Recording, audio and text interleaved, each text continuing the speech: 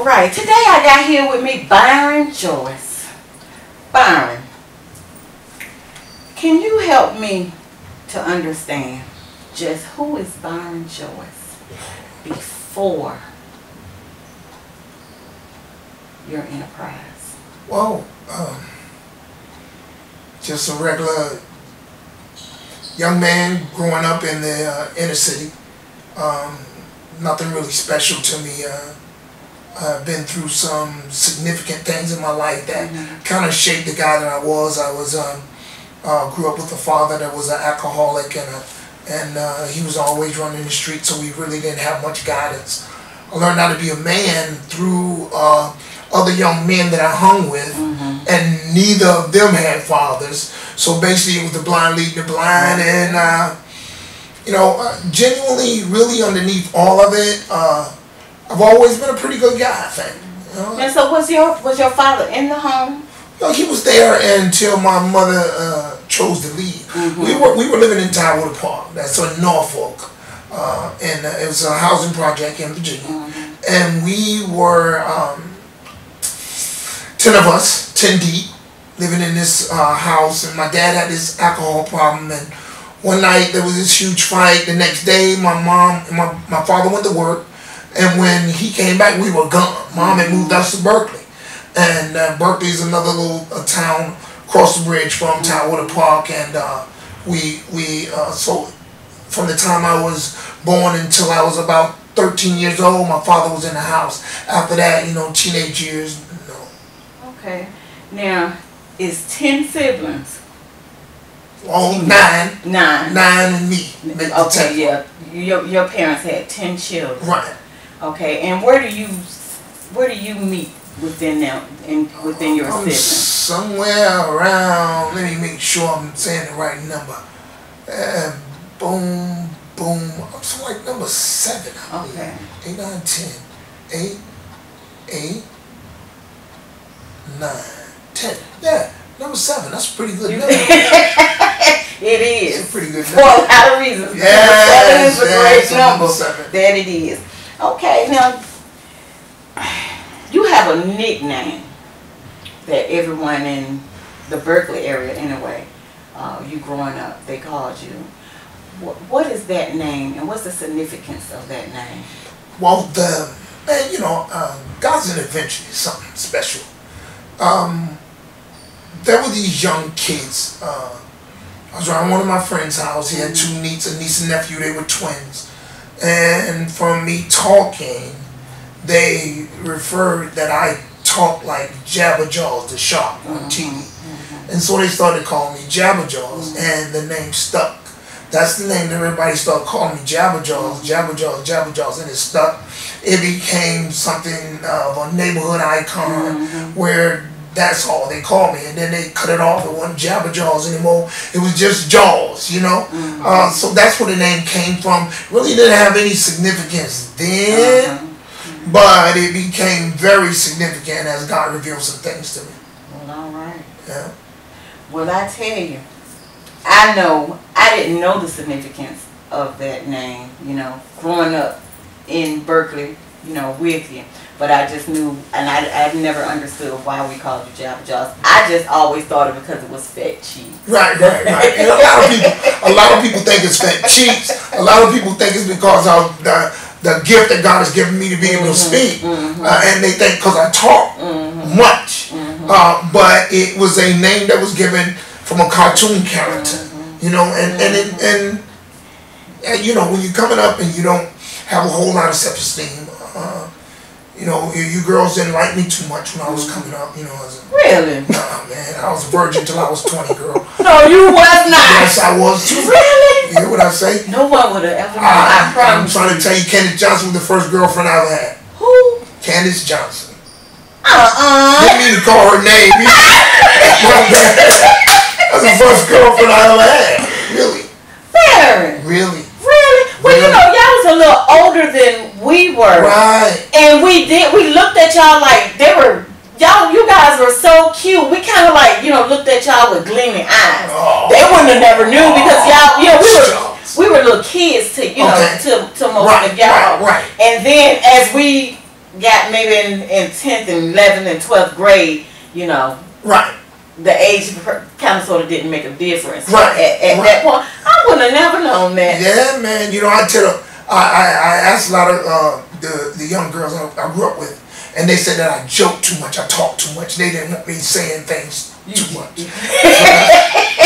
That was their excuse, I guess. So you was not serious. Yeah, you wasn't serious. Everything was funny, you know. But you know, I had to laugh to keep from crying, man, because the situation was tough. Mom struggling to pay light bills. You know, dad not there. Trying to fit into a community where my first real impact from the community was walking down Liberty Street and like 25 guys jumped me and beat me down. No. And, oh, did they? Man, they beat me and took my sneakers off, beat me with my sneakers. I'm walking home crying, and I said to myself, man, I can't go home like this. So I turned around and went back, bailed down at a little play park on the backside. All of them still gathered. And I came back and it was like, he wants some more. And I was like, not like that. And when they say, well, what up, what's up? I said, well, I'll fight every one of y'all, one-on-one. Just so happened I got to fight Toby. And I beat him up. They beat me again. And when they finished beating me this time, I said, can I fight him again? They let me fight him. I beat him up again. You know, before long, they beat me again. And it got to the point that Byron mother stepped up and said, look, man, you can't win. Go ahead home. But that was my first impact on this community, or impact from this community. So it was tough, man. So you learned how to acquire a talent that would try to draw you friends, man, and keep the pressure of this crazy neighborhood, this crazy situation you're living through. Yeah, you know, but those same guys became your friends in the end at the time. Well, you saying Toby? Neighborhood friends, you know how that go, don't you? Exactly, but back then, you know, those are the people that you hang with. Exactly. They became my surrounding. That's right. Okay. Let's put it that way. I got some stories about what friends do to you. Oh, I know. I have my own, of course. That's right. Okay. All right. So, explain to me, or tell me, is there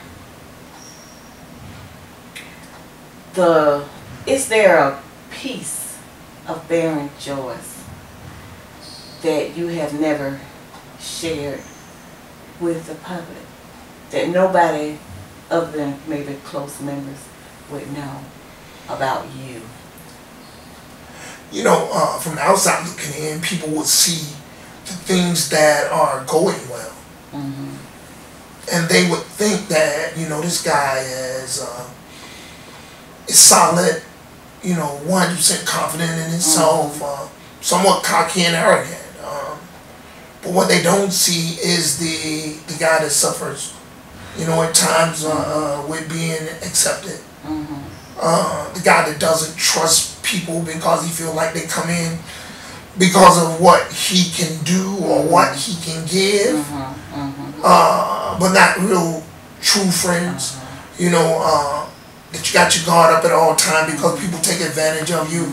They don't see that guy. They always see this guy as happy-go-lucky, because I don't deal in problems. I like to deal in solutions. So I don't let stuff bother me long, no matter what the circumstance, situation. 5 minutes into the problem, I'm figuring out my way out of the problem. So they would look and they would think, you know, this guy's always happy, but it's not the case. You know, I got issues I go through too. You know, I got situations where I'm not happy also. I hurt like other people hurt, but sometimes on the outside, they wouldn't think so. So if there's a if they're misconstruing from the outside looking at me, that's the part that they would miss. You know what I'm saying? That I'm just a regular guy like everybody else. So, with you saying that, I'm gonna step out and just say, you live from your heart. More Basically. so. You live from your heart, and some things that most people might not think that touches a person or gets to a person would normally get to you. That's what I take from that statement, just from my inner experience. I'm like, wow, okay. shines a new light for me. Now, I want to ask you about, we're going to go back, I want to go back a little bit to your younger adult years. Okay. You know, living in Berkeley and living in those surroundings. And just for you to tell me what got you to this point in your life. You know, I know that you're an entrepreneur. I know that you're an author. I know that you're a playwright. You know, share with us and help someone in need to understand where you were before this part of your life. Well, you know, I've already mentioned the lack of guidance in my life. I'm a former drug addict and alcoholic, and I wasn't a casual user. I used to live. I wound up strung out on crack, drinking alcohol on a regular basis, in and out of jail. I would get locked up, and the bondsman would give me a bond, and I would bond out, and then I wouldn't go to court. So the bounty hunters used to chase me.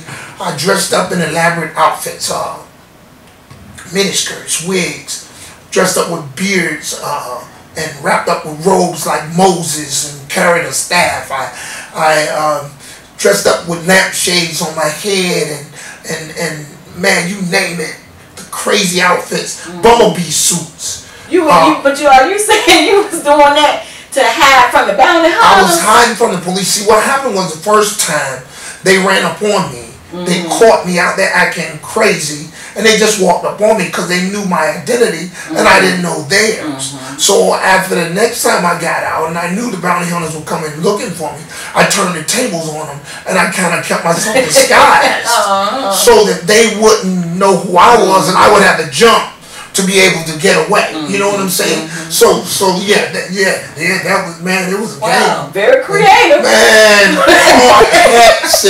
hard hats and shipyard outfits, and I ain't had job at first. As a matter of fact, the boys used to say, if we could find a guy that created jobs, we would kill him. You know, because my man used to say we wouldn't take a job in a pie factory fanning flies. Because that was our mindset. We thought that the street would pay us. I went into the game as a drug dealer, trying to, I bought my first house at 25. I'm going to sell drugs. I'm going to fix up this house. I'm going to start buying houses, and I'm going to become this real estate tycoon through drug sales, and fate turned the tables on me, and I became my biggest customer. Stayed high 24/7, 4 and 5 days straight before I pass out and start the same madness all over again. And got down to like 145 pounds. I weigh 240 now, and you see I'm not a big fat guy. I'm nobody. But I was down to 145 pounds. Skin 3 shades darker than what I am. Ankles so dirty that you wash them, they wouldn't come clean. That was my life, man. That was who the streets and my lack of guidance and my lack of direction and my low self-esteem took me to. That was your truth. Yeah. That is your truth. That's right. That's right. Always be a part of you. That's right. Yeah. Wow. This is amazing. I didn't know a lot of that. Yeah. Knowing you. Yeah, we all go through it. So at that point, what steps did you take to, when you realized I can't keep doing this, gotta make a change? What steps, what did you think about, to make you say, gotta make that change? How did that transition start? I can't really take a whole bunch of, a lot of people say, they pulled themselves up by their bootstraps and they got themselves together. I really can't take a lot of credit for that. I want to say that I was divinely led to where I am. Amen. problems with going back and forth to jail. I mean, little stuff kept me in jail. You know, every time. Like I couldn't get away with nothing. And I had all the tricks, but yet I continued to get caught. And consequences changed my life. People shoot, I broke, you know, Biggie Smalls had a song, the album, the 10 Crack Commandments. I broke all of them, okay? I broke all of them. I should have been dead. These boys looking for me to kill me. People shooting at me. I'm going to jail on a regular basis. And I got to the place, one day, I describe it in my new book that I'm writing now. I'm in jail. And the guy is giving us breakfast through the bars. Frosted Flakes, bananas, milk. He gives me my portion, my one banana, one bowl of Frosted Flakes, my one little carton of milk. And I demanded more. I'm like, man, let me get another one of those bananas, because in jail, you want all the food that you can store because you get hungry. They feed you when they want to. Man, let me get another one of those bananas, man. They ain't your bananas. So, man, I'm not giving you nothing. I'm angry now because I feel like he's kind of small. I can take him. But he on the other side. But he on the other side of the bar. Yeah. I'm in the bars. And I say, dude, they are not your bananas. Give me another one of those bananas. And he got real nasty, like, N-word, I ain't giving you nothing. Boy, I'm hot, I'm boiling now. And I'm thinking, if I could just get my hand around this boy's throat, I'd do something to him. But then I check myself. And I say, here I am, with all this potential, standing behind bars, begging for bananas like a monkey. And I said, you know what, man? This is degrading, and I am never coming back here again. And a little voice spoke to me and said, well, if you continue to do what you do, you'll be back. And I made a proclamation that, well, I'm going to stop doing what I do. Didn't know how I was going to change. Didn't know the process. But I made that proclamation, much like I compare it to the woman with the issue of blood. She came to this crowd. She looks and she knows Jesus is the healer. And she says, you know what? It wasn't written anywhere now. It wasn't some type of proven potion. But she said, if I can just touch the hem of his garment, I'm going to be made whole. She created a situation in her own mind that brought forth healing in her body. And I said, well, I'm never coming back here again. And I didn't know how I was going to do it. But lo and behold, you know, my mom, I had sent her the money to come and get me, bond me out the last time, because they weren't going to bond me out again unless my mother did it. And sent her the money. She said, I'm not coming to get you because I'm satisfied where you are. She said, much horror stories I'm hearing about you out here. I'd rather you stay where you are than to come out here. She wouldn't come and get me. After a while, they started a drug group at my church, Bethany Baptist Church. And she said, well, here's the deal. If you promise to go to the group, I'll come and get you. At that point, whatever she said was good with me. She said, cut your arm off. And there was some sisters cut arms. But she broke down, came, got me. I started going to the group. Immediately, there wasn't a change. I had my little bouts. And eventually, man, I caught a grip. Last night, I was out there. I had chasing down behind a young lady. I knew I didn't want to use anymore, but I wanted her. Okay. Her came with participating in drug activity.